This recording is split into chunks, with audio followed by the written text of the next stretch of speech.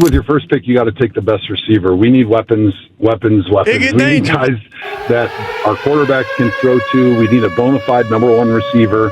There's a lot of great receivers every year in the draft nowadays with as much passing as goes on in college football. They're developed. They're ready to roll. You take the bubble wrap off when you draft them and you roll them out there and they're ready to be 1,000-plus yard receivers. And so I think you want to go receiver first, and then I would love to see tackle with that second first-round pick. Weapons.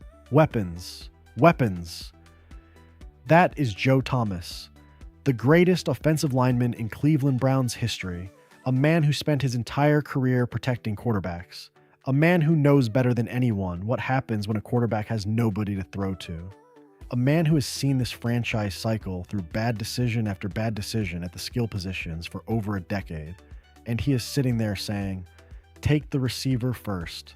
Now think about what that means. This is not a wide receiver coach pushing his guys. This is not a fan account that wants flash over substance. This is an offensive lineman, a Hall of Famer, telling you that the most important thing the Browns can do with the 6th pick is put a weapon in Shedeur Sanders' hands. When the guy who built his legacy in the trenches is telling you to go get the pass catcher, you listen. You do not debate it. You do not overthink it. You listen. And here's where it gets interesting, because Joe Thomas is not alone, not even close. Welcome to Browns Breakout. Like, subscribe, hit that bell. Draft night is almost here, and the answer has been staring Cleveland in the face the whole time. Let's get into it. Wide receiver to a Julio Jones clone. And have y'all seen Jeremiah Smith? He's been ready for the NFL since his freshman season. We're not going to sit here. Don't get too froggy. 4 words. And honestly, that is the entire scouting report on what the Browns should not do on draft night. Because that is exactly what has been happening around this pick for the last 2 weeks. People getting froggy. People talking themselves into Caden Proctor at 6 when every analyst in the building knows you can get him at 24. People floating Monroe Freeling conversations that thankfully have died down. People debating whether to trade the pick entirely when you are sitting 6 spots away from a player that everyone, and I mean everyone, agrees is a day 1 starter. Carnell Tate, Ohio State, 3 seasons in that program, produced alongside Jeremiah Smith, a player who has been NFL ready since his freshman year. And Tate still put up numbers, still ran elite routes, still commanded respect from defensive coordinators who knew exactly who they were game planning for. This is not a reach. This is not a projection. This is a slam dunk. The analyst said it. Joe Thomas confirmed it. And the idea that the Browns might still talk themselves out of it, might still find a reason to pass, is exactly the kind of thing that has kept this franchise from building around real weapons for years. You have Shedeur Sanders. He needs somebody to throw to. Carnell Tate is right there at 6. Do not get froggy. And that would be Carnell Tate. The pedigree is there. Carnell Tate is 6. To me, is such a slam dunk that if it goes wrong, you can't blame somebody for taking an Ohio State receiver. You know what I'm saying? Right. So to me, it's not a reach. It makes total sense. Don't get too froggy. This needs to be said louder, much louder, because there is a group of people out here trying to use Carnell Tate's WR2 designation at Ohio State as a knock against him. As if playing behind Jeremiah Smith somehow diminishes what Tate showed on tape. As if being the second option on the most talented receiving core in college football is supposed to make you nervous about his NFL ceiling.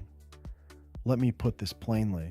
Jeremiah Smith is a generational athlete, a physical specimen that defensive coordinators have no answer for, a player who drew double teams and bracket coverages every single week, which means Carnell Tate was consistently winning against single coverage, against legitimate corners, with less attention from the defense. That is not a weakness. That is a resume. And the comparison being made, Devontae Smith as a route technician, that is not a consolation prize. Devontae Smith is a Pro Bowl receiver, a precise route runner who manipulates coverages and creates separation against anyone. If Carnell Tate is that flavor of receiver coming out of Ohio State, smooth, silky, technically elite, then the Browns are not just drafting a weapon. They are drafting exactly the kind of receiver that makes a quarterback like Shedeur Sanders look like a superstar. Because Shedeur needs someone who gets open, consistently, on schedule, on time. Carnell Tate does that, and he does it at a level that very few receivers in this entire draft can match. The WR2 argument is not a red flag. It is actually proof that he handled pressure and produced anyway. That is not something to run away from. That is something to run toward. Let me bring the whole picture together, because I think when you line up every voice in this conversation, something becomes undeniable. You have Joe Thomas, Hall of Famer, greatest Brown on the offensive line ever, saying take the receiver first and get the tackle with the second first-round pick. You have analysts who have watched this film extensively saying Carnell Tate is a slam dunk. Day one starter. 800 plus yards on the low end in year one. You have the WR2 argument completely dismantled, because being second option to Jeremiah Smith is not a flaw in Tate's record. It is context for why his production is even more impressive. And you have the alternative options. Caden Proctor at 6, Monroe Freeling at 6, trading down, all being dismissed by the same people who actually know this draft best. Now let me talk about the offensive line piece, because this is where some people are still getting confused. Yes, the Browns need offensive line help. That is not debatable. Shedeur Sanders needs a cleaner pocket. That is real. But here's what Joe Thomas just told you. Flipping a tackle from right to left is not a big deal at the NFL level. A couple of months of reps and it becomes natural. Titus Howard has played both sides. There are options in the second and third rounds. Blake Miller out of Clemson, Maoa Fa'apito, guards out of Oregon and Penn State. Real legitimate options that do not require spending the 6th overall pick. This is a bell curve offensive line draft. The best offensive linemen in this class top out around the top 10. After that, the value drops and then comes back in the middle rounds, which means you can actually build your offensive line through this draft without spending pick 6 to do it. But wide receiver? This is where the class concentrates at the top. Carnell Tate, possibly Jeremiah Love. After those names, you are talking about a significant drop in quality. The gap between Tate at 6 and whatever receivers available at 24 is real. It is not a situation where you can just kick the can down the road and expect to get the same player later. If Tate is gone at pick 5, and the conversation is real that he might not last past 4, the Browns are sitting there watching the most obvious pick in their draft history walk off the board in front of them. And that is the version of events that should terrify Cleveland fans the most. Not taking Caden Proctor at 6, not the tackle debate. The version where they wait, they hesitate, they get too froggy, and Carnell Tate is gone before they even get to the podium. Because then what?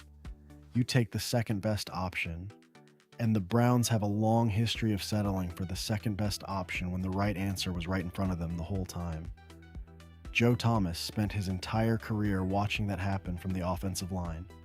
That is why he is speaking. That is why he is saying weapons first. That is why he is not even debating it. The legend has seen enough. He knows what Shedeur Sanders needs, and he is telling Cleveland directly, do not waste this pick. Do not overthink it. Get the receiver. Get the weapon. Build the offense Shedeur deserves. Draft night is almost here, and every credible voice around this team, the analysts, the former players, the Hall of Famers, is pointing at the same answer.